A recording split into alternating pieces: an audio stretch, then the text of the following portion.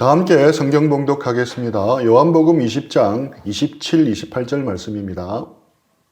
도마에게 이르시되 내 손가락을 이리 내밀어 내 손을 보고 내 손을 내밀어 내 옆구리에 넣어보라.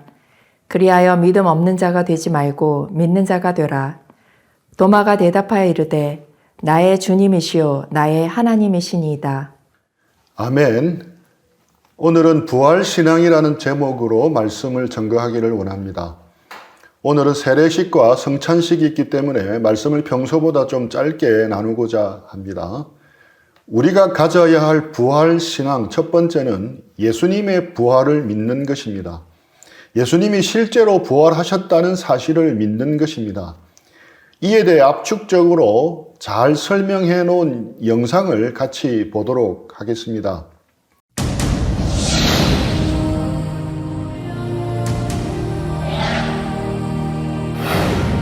예수의 부활은 역사적 사실일까요? 사람이 어떻게 죽었다가 다시 살아날 수 있을까요? 예수의 부활을 역사적 사실로 여기는 기독교의 신앙은 단지 종교적 신념에 불과한 것일까요? 생애 말년에 유신론자가 된 영국의 철학자 앤터니 플루. 예수의 부활에 관한 증거는 다른 어떤 종교에서 주장하는 기적의 증거보다 월등하며 양적으로나 질적으로 비교가 안 될 정도로 다르다. 무신론자의 마음까지 움직이게 했던 증거. 현대인들이 납득할 만한 예수 부활의 증거는 과연 무엇일까요?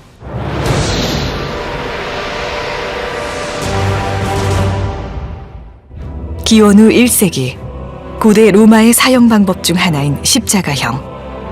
죄수 스스로 약 80kg 무게의 십자가 형틀을 짊어지고 형장으로 올라가 손목과 발에 못이 박힌 채 죽음을 맞이하는 잔인한 사형 방법.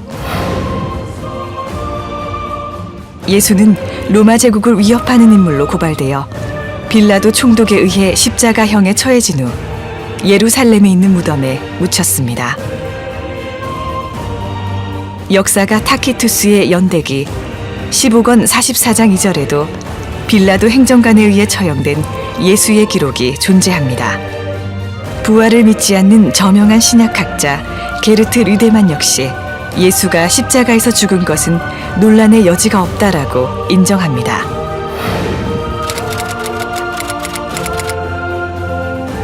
당시 처형해야 할 죄수가 도망가거나 살아난다면 이를 담당한 군인은 대신 죽어야 했기에 불가능한 일입니다.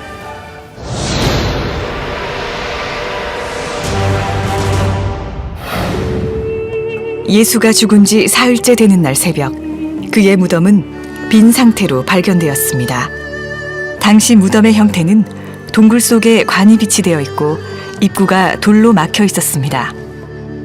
막달라 마리아와 여인들이 무덤에 도착했을 때 입구를 막았던 돌은 옮겨져 있었고 무덤 내부는 시신을 쌌던 천만 남아있을 뿐 텅 비어있는 상태였습니다.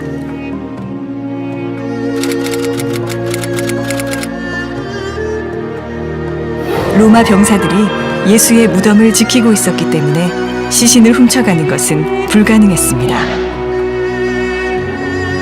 유대인들은 시신을 중요시했기 때문에 유대인들이 스승의 시신을 훔쳤다는 주장도 설득력이 약합니다. 만약 거짓 소문이 퍼지도록 바랬다면 빈 무덤을 처음 발견한 이가 여자라고 기록하지 않았을 것입니다. 유대 사회에서 여자의 사회적 지위는 굉장히 낮았으며 여자의 말은 믿을 수 없는 것으로 치부되었기 때문입니다. 저명한 종교 철학자이자 변증가 게리 하버마스. 예수의 빈 무덤에 대해 씌어진 2200여 개의 문헌을 조사한 결과 75%의 학자가 예수의 빈 무덤을 역사적 사실로 받아들인다고 주장하였습니다.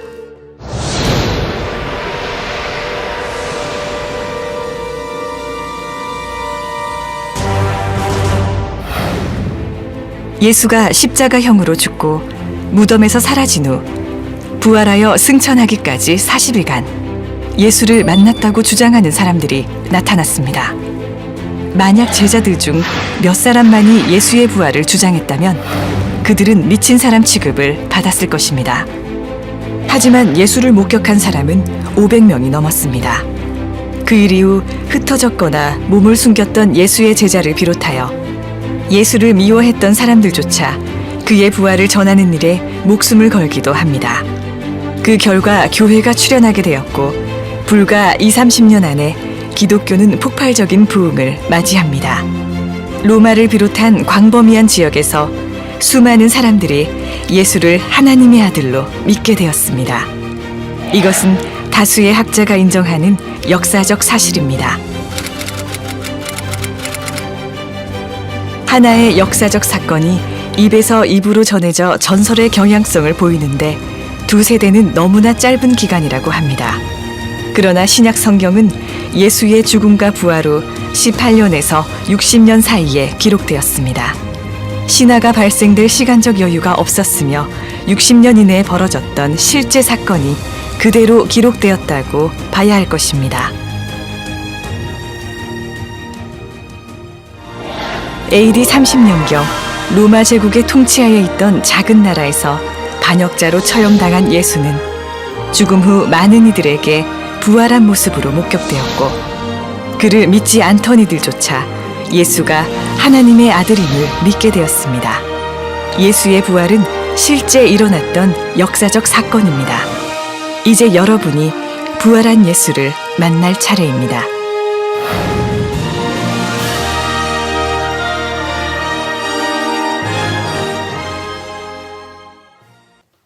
우리가 가져야 할 부활 신앙 두 번째는 우리의 부활을 믿는 것입니다.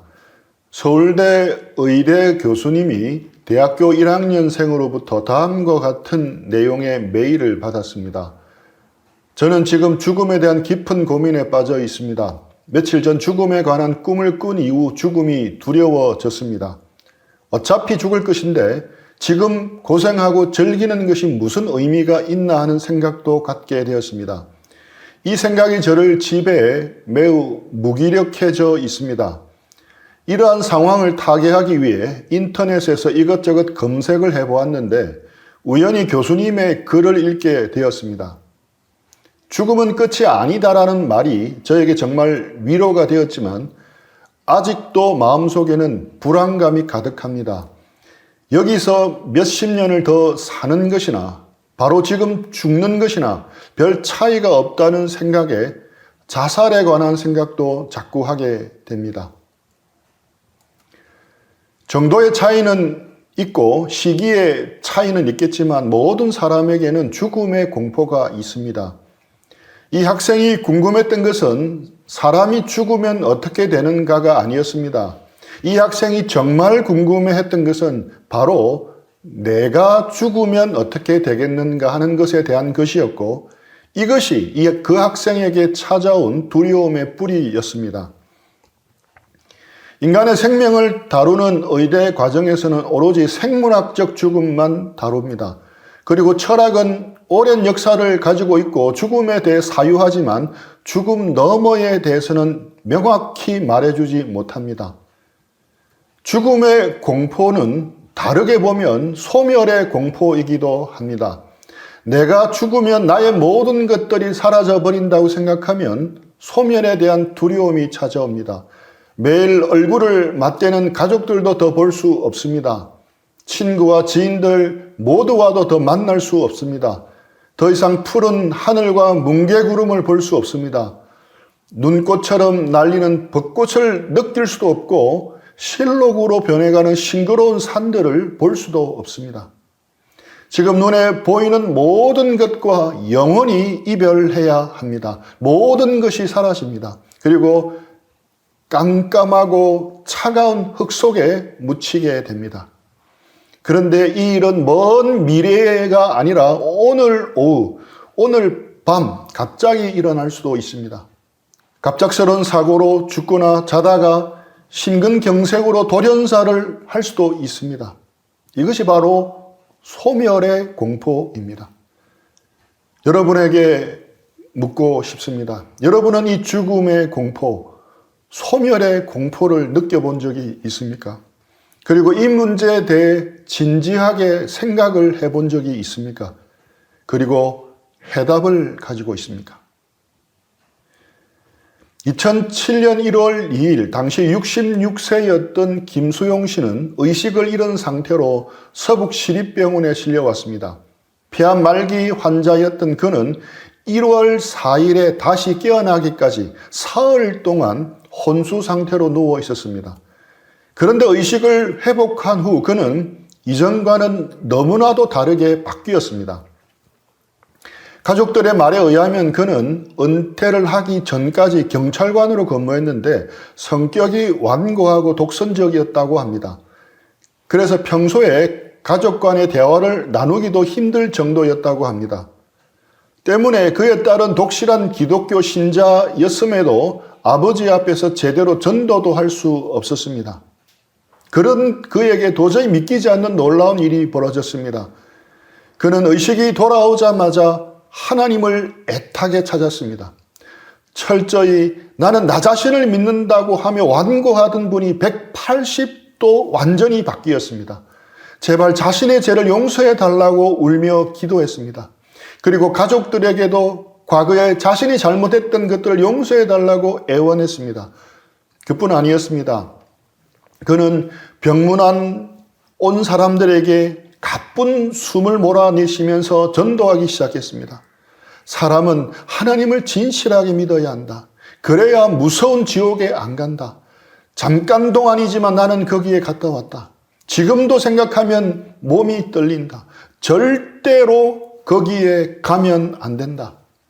또 천국은 자동 차단 시스템에 걸려 가까이 가지는 못하고 먼 발치에서 힐끗 보았는데 정말 평화롭고 좋았다.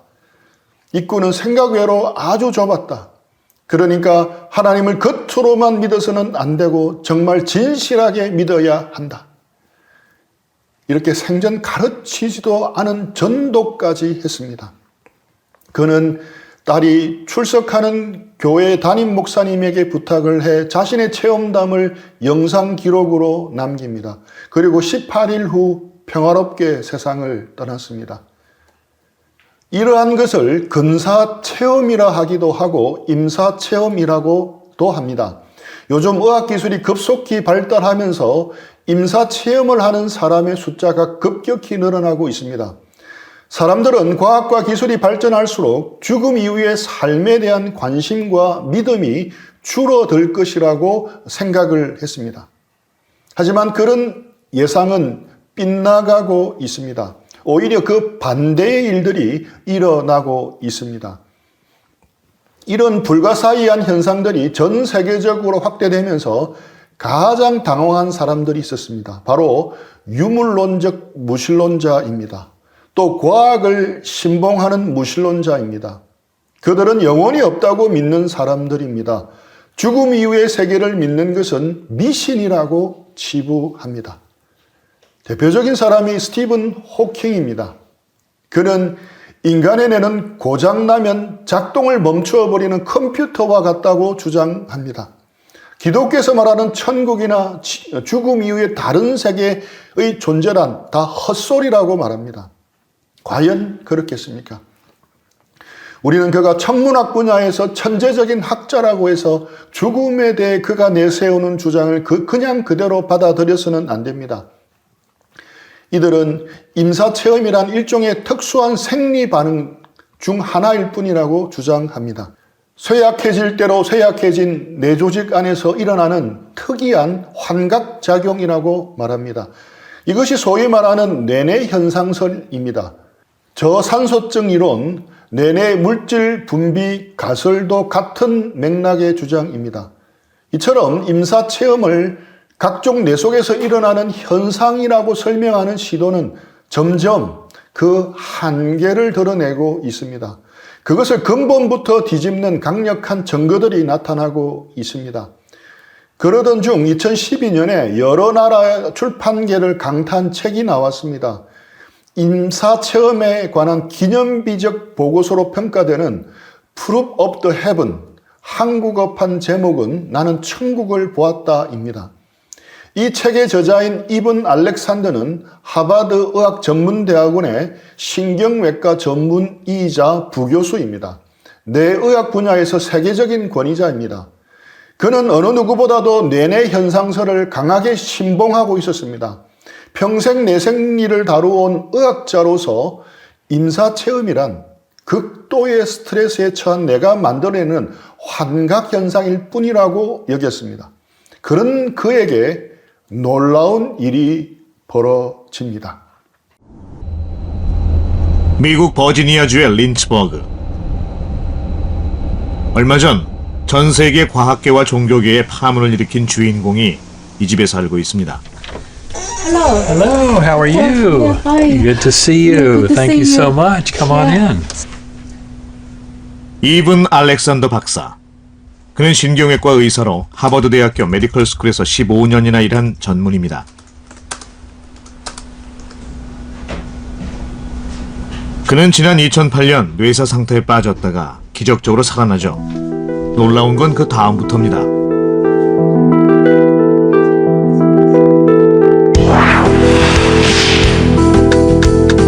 천국은 실제로 존재한다. 그의 고백은 큰 파장을 몰고 옵니다. 혼수 상태에 빠져있던 일주일 동안 그가 천국을 여행했다는 겁니다. But it was too real to be real because it really happened. But it didn't happen in my brain or in this physical universe. That realm is absolutely real. It's much more real than this realm. This is the dream. 그는 누구보다 과학적 세계관으로 살아온 사람입니다. 세계적인 뇌의학 권위자로 국제의학계와 과학학술지에 수백 편의 논문을 발표했고 가족들도 3대째 뇌과학자 집안이죠.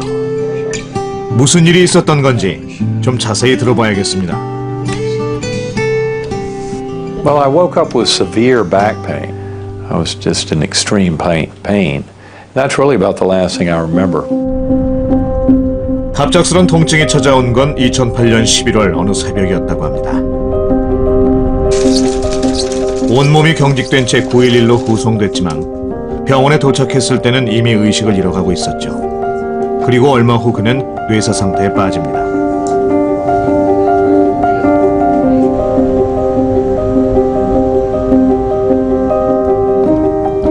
당시 그가 입원해 있던 곳입니다. 그가 받은 진단명은 박테리아성 뇌망염. 생존 확률은 10% 이하까지 떨어졌습니다. And my wife and our Episcopal minister were outside the door, and that's when they heard me call out, "God help me." Now, I don't remember that. My brain was really destroyed. People don't seem to really get that, except, of course, the doctors and nurses who were here. All my language, words, every memory of human life before my coma was completely gone, absolutely gone. 당시 그의 뇌는 완전히 죽어 있었다고 합니다. 뇌 활동이 정지됐다면 당연히 아무것도 기억할 수 없어야 정상이죠. 하지만 천국에 대한 그의 기억은 지금도 생생합니다.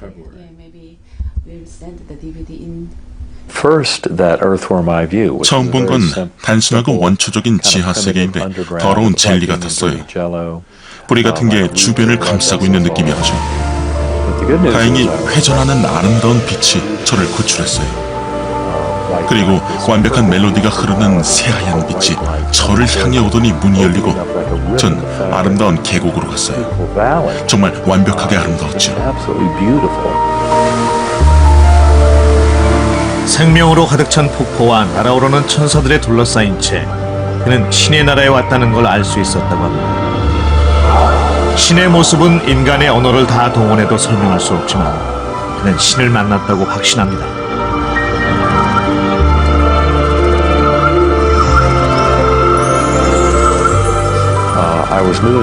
전 나비의 날개를 타고 나가고 있었어요. 그 아래는 많은 영혼들이 기쁨 속에 춤추고 있었죠. 그 아름다운 계곡에 전 혼자가 아니었습니다. 아름다운 여성이 있었죠. 그녀의 생각은 제 의식으로 곧바로 전해졌습니다. 당신은 소중한 사람이고 영원히 사랑받을 거예요. 두려워하지 말아요. 당신은 잘못한 게 없어요. 그가 본 곳은 정말 천국이었을까요? 이 경험을 통해 그의 삶은 완전히 바뀌었습니다. Really, 8 years before my coma, very much agnostic.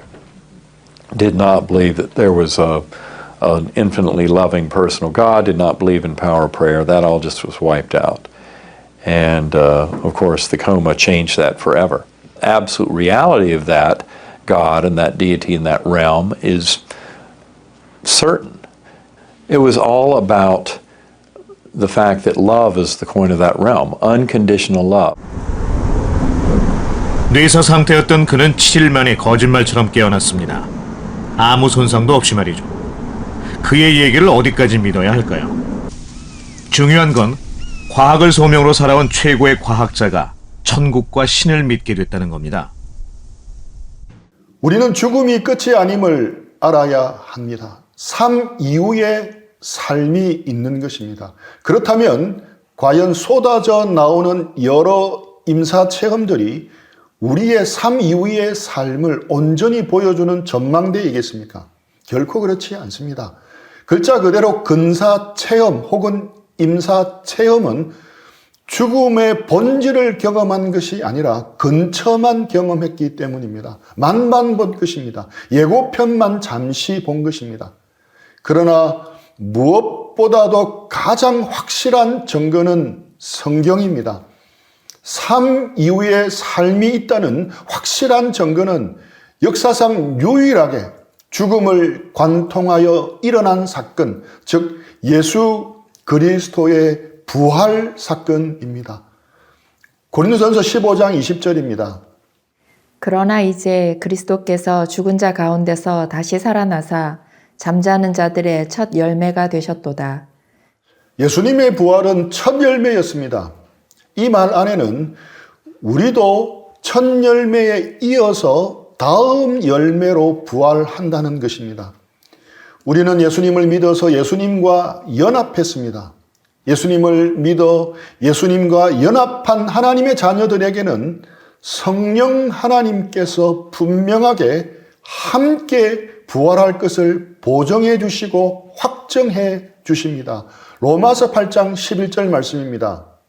예수를 죽은 자 가운데서 살리신 이의 영이 너희 안에 거하시면 그리스도 예수를 죽은 자 가운데서 살리신 이가 너희 안에 거하시는 그의 영으로 말미암아 너희 죽을 몸도 살리시리라. 성령님께서는 믿는 우리에게 역시 몸의 부활이 있다고 분명하게 보정해주고 계십니다. 그래서 우리에게는 죽음 이후의 삶 이후의 삶에 대해 소망이 생기게 되었습니다. 아프리카 대륙 최남단인 남아공 케이프타운에는 희망봉이라는 이름의 산이 있습니다. 남아공 박창식 선교사님이 너무 아름답다고 저희 부부에게 꼭 한번 와보라고 초청한 곳이기도 합니다. 그런데 과거에는 그 산의 이름이 희망봉이 아니었습니다. 중세 후반기에 유럽 사람들은 인도로 가기를 간절히 원했습니다. 왜냐하면 유럽에서 구하기 힘든 값비싼 향료를 값싸게 무진장 구할 수 있기 때문입니다. 인도에 갈 수만 있다면 엄청난 수익이 보장되어 있었습니다. 그런데 풍성한 향료의 땅 인도에 가려면 당시에는 수에즈 운하가 없었기 때문에 아프리카 남단을 돌아서 항해해야 했습니다. 육지로 가자니까 호전적인 이슬람 국가를 통과해야 하기 때문에 육로로는 불가능했습니다. 그런데 바닷길도 안전하지 못했습니다. 특히 아프리카 남단을 돌아서 가는 지점을 통과하지 못했습니다. 그곳에서 많은 선박들이 자초되어 버렸습니다. 대서양과 인도양의 해류가 만나 형성되는 조류 앞에 많은 배들이 힘을 쓰지 못한 것입니다. 그래서 그곳을 폭풍의 케이프라고 불렀습니다. 아무도 근접할 수 없는 죽음의 항로였습니다. 그런데 바스코 다가마라는 포르투갈 출신의 탐험가가 처음으로 그 항로를 개척합니다. 부모님들이 바스코 다가마로 이름을 잘 지은 것 같습니다. 바스코 목가마가 아니라 바스코 다가마라고 이름을 지어서 그 이름대로 다 갈 수 있었습니다. 그 한 사람 때문에 유럽 사람들이 그 항로를 확신하게 되고 그 항로를 따라 인도까지 안전하게 항해할 수 있었던 것입니다. 그 이후로부터 이 폭풍의 케입이 희망의 케입으로 바뀐 것입니다. 그 케이프에 높이 솟아오른 산이 있는데 그것을 희망봉으로 부르게 된 것입니다. 마찬가지입니다. 예수님이 부활하기 전에는 죽음은 우리에게 폭풍의 케입과도 같은 것이었습니다. 아무도 그 문제를 해결할 수가 없었기 때문입니다. 죽음의 공포, 소멸의 공포만 가득했습니다. 그러나 예수님이 그 죽음의 권세를 깨치고 부활하셨습니다. 죽음을 이기시고 무덤 문을 여시고 부활하셨습니다. 폭풍의 케입이 희망의 케입으로 바뀌었듯이 예수님의 부활로 인해 우리의 죽음도 희망과 소망으로 돌파할 수 있는 것이 된 것입니다. 세 번째, 우리가 가져야 할 부활신앙은 다르게 살아내는 것입니다.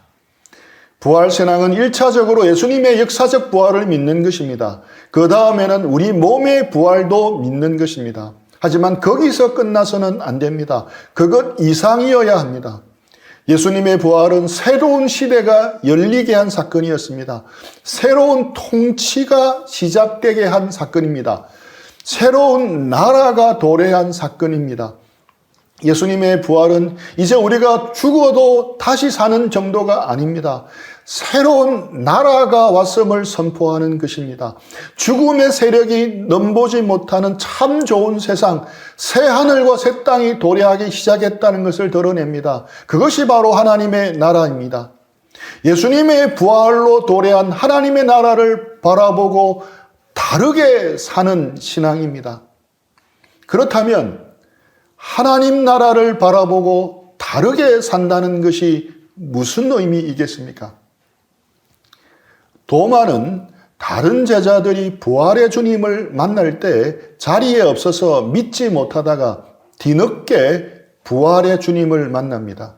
그리고 우리가 잘 아는 유명한 고백을 합니다. 요한복음 20장 28절입니다. 도마가 대답하여 이르되 나의 주님이시요 나의 하나님이시니이다. 도마의 고백은 놀라운 고백입니다. 요한복음에서 나오는 최상의 고백이라 할 수 있습니다. 요한복음은 첫 장 첫 절에서 예수님이 말씀이신 하나님이시다라고 선포합니다. 예수님은 하나님과 함께 계신 분이시고 만물을 창조하신 하나님이라고 시작합니다. 그리고 요한복음 마지막 부분에서 예수님이 하나님이시라는 도마의 고백으로 끝을 맺고 있습니다.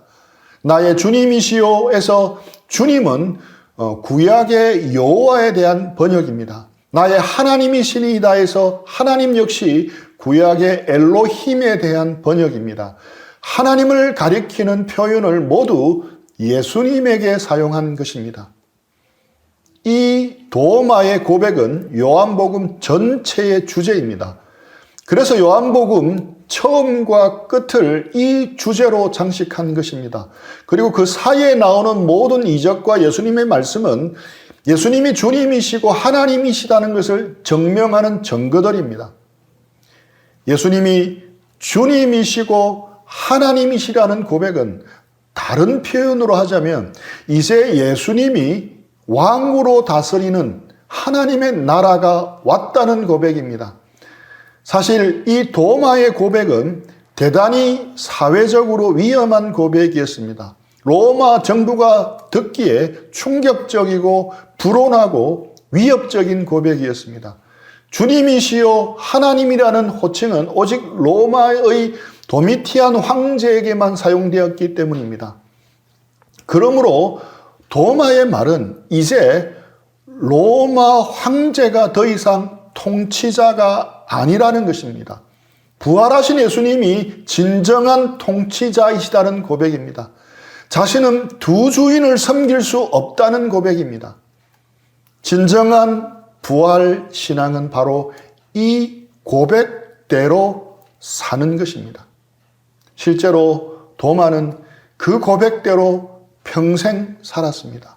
시리아와 인도에는 사도 도마가 세웠다고 알려진 교회들이 있습니다. 도마는 인도까지 가서 부활의 복음을 전하다가 창에 찔려 풀무불에 던져져 순교했습니다. 부활 신앙은 이처럼 예수님이 통치하는 새로운 하나님의 나라를 바라보며 사는 것입니다. 우리가 특히 신약 성경을 읽어보면 하나님의 나라를 믿지 않고 빼고서는 도저히 이해할 수 없는 어려운 말씀들이 너무 많습니다. 누가복음에서 몇 구절만 인용해 보겠습니다. 자기를 위하여 재물을 쌓아두고 하나님께 대하여 부여하지 못한 자가 이와 같으니라. 너희 소유를 팔아 구제하여 낡아지지 아니하는 배낭을 만들라. 곧 하늘에 둔 바 다함이 없는 보물이니 거기는 도둑도 가까이 하는 일이 없고 좀도 먹는 일이 없느니라. 잔치를 베풀거든 차라리 가난한 자들과 몸 불편한 자들과 저는 자들과 맹인들을 청하라. 그리하면 그들이 갚을 것이 없으므로 내게 복이 되리니 이는 의인들의 부활 시에 내가 갚음을 받겠음이라 하시더라. 예수께서 이르시되 너희는 사람 앞에서 스스로 옳다 하는 자들이나 너희 마음을 하나님께서 아시나니 사람 중에 높임을 받는 그것은 하나님 앞에 미움을 받는 것이니라. 이 말씀들은 하나님 나라를 인정하지 않으면 이해할 수도 없습니다. 이 세상이 전부라고 믿는 사람들이 흉내는 낼 수 있겠지만 도저히 받아들일 수 없는 말씀입니다. 더더군다나 실천할 수는 더 없습니다. 세상적인 지혜와는 정반대의 말씀들이기 때문입니다. 바울의 고백을 한번 보겠습니다. 고린도후서 6장 9절 10절입니다. 무명한 자 같으나 유명한 자여 죽은 자 같으나 보라 우리가 살아있고 징계를 받는 자 같으나 죽임을 당하지 아니하고 근심하는 자 같으나 항상 기뻐하고 가난한 자 같으나 많은 사람을 부유하게 하고 아무것도 없는 자 같으나 모든 것을 가진 자로다. 사도 바울의 고백도 마찬가지입니다. 하나님 나라를 바라보는 부활신앙이 아니고서는 도저히 할 수 없는 고백입니다. 세상적으로 볼 때 바울은 무명했고 곧 죽을 것 같은 고난과 징계를 받았습니다. 늘 근심하는 자 같았고 가난한 자였습니다. 하지만 그는 자신을 그렇게 여기지 않았습니다. 그는 자신이 유명한 자요, 기뻐하는 자요, 많은 사람을 부유하게 하는 자요, 모든 것을 가진 자라고 고백합니다. 이런 고백은 하나님 나라에 대한 분명한 체험과 믿음 없이는 할 수 없습니다. 눈에 보이는 이 세상이 전부라고 여기며 사는 사람은 도저히 할 수 없는 고백입니다. 이처럼 참된 부활 신앙은 하나님 나라를 바라보며 뒤집어 보고 거꾸로 사는 신앙입니다. 우리가 부활 신앙을 가진 만큼, 하나님을 아는 만큼, 또 하나님 나라를 경험한 만큼 달라집니다. 세상을 보는 눈이 달라집니다. 인생을 보는 눈도 달라집니다. 매일을 살아가는 방법이 달라집니다. 돈 씀씀이도 달라집니다. 사람 대하는 방법도 달라집니다. 먹고 마시는 것조차 달라집니다. 이것이 참된 부활 신앙의 모습입니다. 뒤집어 보고 거꾸로 사는 것입니다. 그러니 믿지 않은 사람들과 다른 방식으로 살아가게 되는 것이 정상입니다. 만약 어떤 교인이 세상 사람들과 똑같은 가치관을 따라 살아간다면 그는 부활을 믿지 않는 사람임에 틀림없습니다.